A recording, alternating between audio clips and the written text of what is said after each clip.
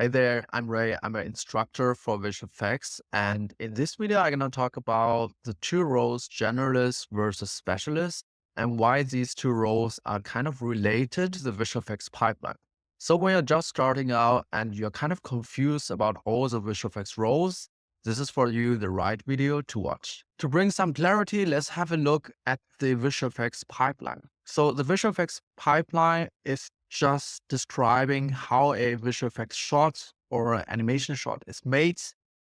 And honestly, there are many different kind of visual effects pipeline. Why? Because every person works differently. That also means that every company probably have their own way to create a visual effects shot, right? Let's keep it a little bit simpler today and take a look at the simplified standard pipeline with 5 steps, starting with concept art and ending with rendering. As an example to explain the pipeline, let's have a look at this trailer that I made several years ago.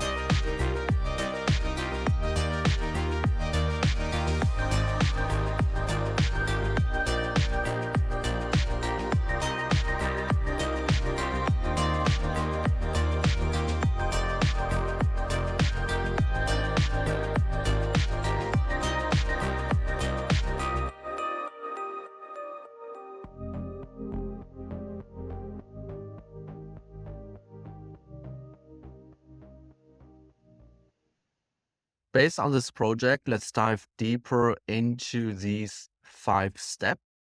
I would start with the concept art, where I would design the keyframe, the angle of the camera, and in this case, the design of the space lift.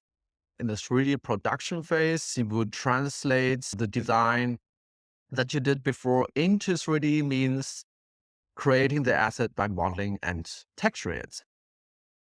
And when the 3D model is ready, it's time to add some motion by giving the 3D character or the 3D objects a rig and an animation.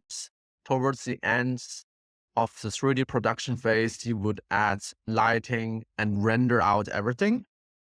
And finally, in the post-production, it's time for compositing, where you can combine 2D and 3D.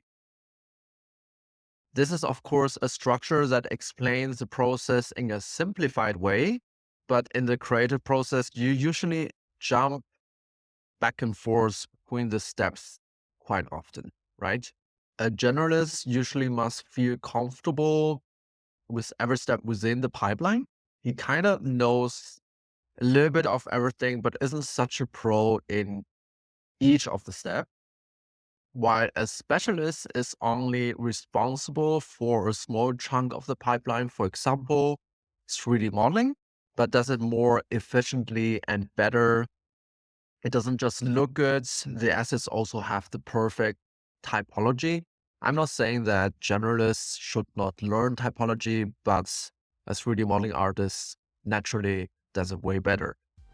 So to circle back to our question, generalist versus specialist, which one is better?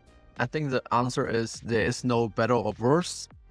You chose 3D because you are interested and passionate in it. It's not that you chose banking or finance where it's very obvious you chose it because of money.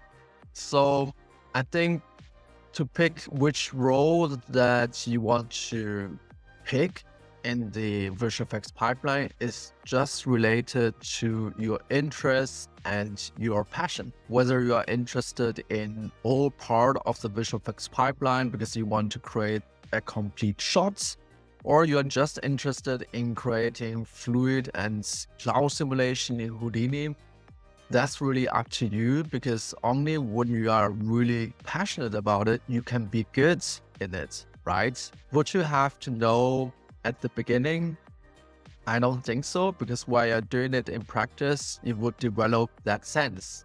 But definitely keep that topic in mind, because at the latest, when your portfolio should be ready, your portfolio should target one job description, because that would just make your life a little bit easier. Hope it could bring some clarity to this topic. And in my next video, I'm going to talk about which software to pick as a beginner, because there are many different kind of software.